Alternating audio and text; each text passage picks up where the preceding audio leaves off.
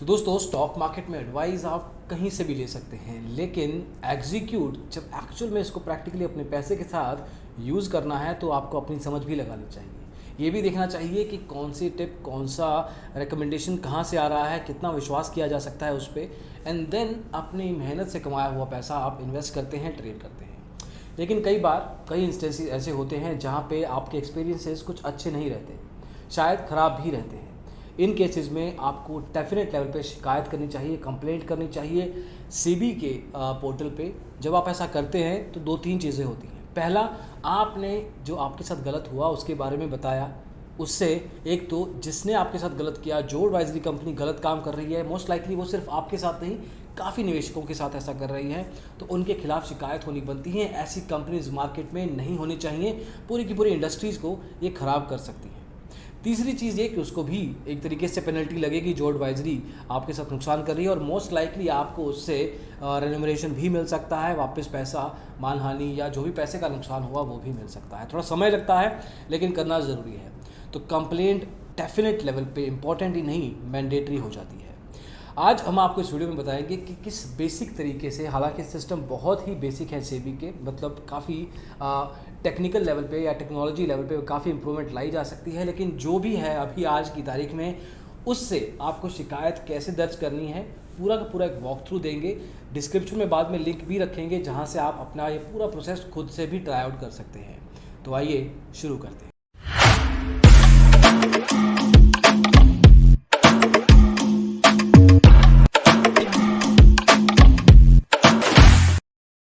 तो दोस्तों सीधा चलते हैं सेबी की वेबसाइट scores.gov.in के ऊपर। पोर्टल का नाम याद रखिएगा, स्क्रीन पे अभी आपके सामने डिस्प्ले भी हो रहा होगा। इस पोर्टल पे जाके आपको सिंपल लेवल पे रजिस्ट्रेशन करना है। रजिस्ट्रेशन करने के बाद कंप्लेंट दायर करनी है।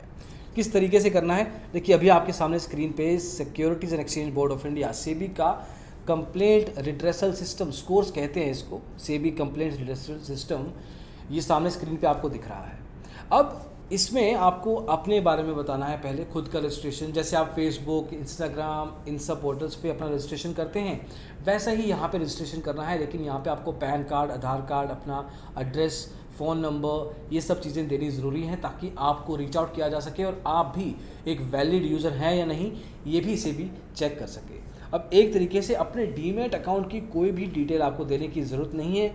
आपके सामने स्क्रीन पे देखिए, आप नाम है, ईमेल एड्रेस है, आपका एड्रेस है, pin code, state, city, PAN number, phone number, mobile number, और जी नीचे जो 5-6 फील्ड हैं, Aadhaar number, CKYC ID, then you have bank account number, bank name और IFSC कोड। ये लास्ट की 5-6 फील्ड्स मैंडेटरी नहीं है। अगर आप नहीं भी डालेंगे तो कोई प्रॉब्लम नहीं है। तो अगर आपको बैंक अकाउंट डिटेल्स नहीं डालने हैं मत डालिए, इसके बिना भी रजिस्ट्रेशन हो जाएगा।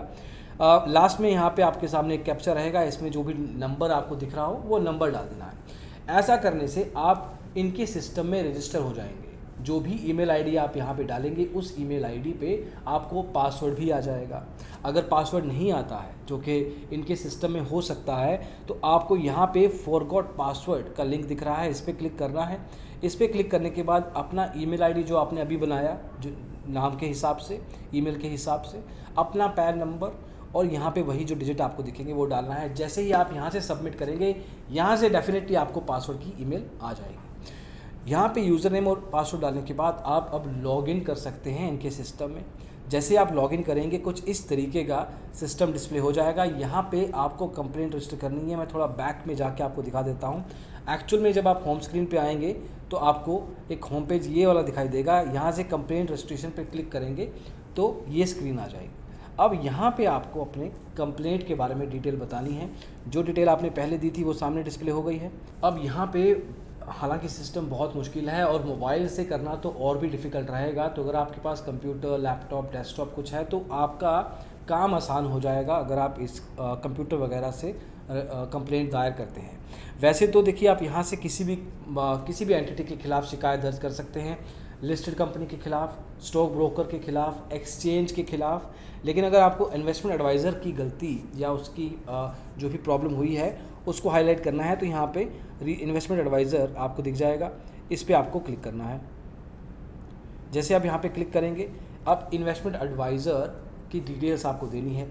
Have you lodged A complaint, अगर आपने किसी को अभी तक पहले कंप्लेंट किया है तो येस और नो कर सकते हैं। मान लीजिए मैं नो करता हूँ तो बता दीजिए कि आपने अभी तक कंप्लेंट क्यों नहीं किया। अगर आपने किया है तो वो भी बता दीजिए कि कौन सी कंपनी के साथ आपने रजिस्टर किया है। सिंपल ये है कि पहले आपने उस कंपनी को अप्रोच किया या नहीं। मतलब कि अगर कोई ABC एडवाइजरी कंपनी है, उस ABC एडवाइजरी कंपनी को ईमेल करके आपने बताया कि हमें ये दिक्कत आ रही है या नहीं। इसलिए हम आपको काफ़ी बार पहले भी बता चुके हैं कि जब भी आपको इशू हो, सबसे पहले आपको इस केस में जब हम बता रहे हैं कि एडवाइजरी कंपनी के खिलाफ शिकायत कैसे करनी है, तो उस एडवाइजरी कंपनी की ईमेल पे जाके आपको ईमेल लिखना है। आपकी लाइफ बहुत ईजी हो जाएगी। किस तारीख को आपने शिकायत की थी वो तारीख डाल दीजिए, कहाँ पे आपने कंप्लेंट की थी वो कंप्लेंट जो कंपनी का रजिस्ट्रेशन एड्रेस है वो डाल दीजिए। तो यहाँ पे मैं एक बार टेस्ट एड्रेस डाल देता हूँ। मान लीजिए कि कोई ना कोई एड्रेस होगा आपके पास, वो डाल सकते हैं। अब अगला पॉइंट है कि किसके खिलाफ़ आपको शिकायत करनी है। देखिए मैं सिर्फ यहाँ पे एक एग्जांपल ले रहा हूँ, किसी के खिलाफ़ हमें अभी शिकायत नहीं करनी। अब जो भी आप नाम लिखना चाहेंगे वो नाम यहाँ पे डिस्प्ले हो जाएगा। मान लीजिए कि मैं ACM इन्वेस्टमेंट एडवाइज़र के खिलाफ़ शिकायत करना चाहता हूँ। ये शिकायत नहीं है और ऐसा नहीं है कि ACM कुछ गलत कर रहे हैं, सिर्फ एक एग्जाम्पल के तौर पर हम ले रहे हैं। किसी के खिलाफ़ हम कुछ बात नहीं कर रहे अभी। और यहाँ पे आपको शिकायत दर्ज करनी है कि मेरे साथ ये 4 चीज़ें हुई हैं, ये पैसा दिया था मैंने इस तारीख को, यहाँ पे इतनी ईमेल्स मैंने की हैं और अभी तक कोई जवाब नहीं आया, या किस तरह से भी उन्होंने मेरे को ठगा है, लूट किया है, किसी ने नुकसान पहुँचाया है, वो सारी डिटेल्स आपको यहाँ पर डालनी है। जो भी ईमेल्स आपने की हैं अभी तक, कोशिश कीजिएगा कि आपके पास कुछ ना कुछ ईमेल चेन हो, आपने उनके फाउंडर को या डायरेक्टर को मेल किया हो, वो सबको ईमेल को एक ज़िप फाइल में कन्वर्ट करके आपको यहाँ पे अपलोड करना ज़रूरी है। अगर आप अपलोड करेंगे तो आपके पास एक स्ट्रॉन्ग केस बनता है कि आपने अपनी तरफ से काफ़ी अप्रोच कर लिया है और अभी तक कोई जवाब नहीं आया है। और ये करने के बाद आपको सबमिट पे क्लिक कर देना है। कंप्लेंट का प्रीव्यू आ जाएगा कि आप इसके खिलाफ़ कंप्लेंट करना चाहते हैं, do you want to continue. देखिए अगर हम येस कर देंगे यहाँ पे तो ACM के खिलाफ़ शिकायत दर्ज हो जाएगी।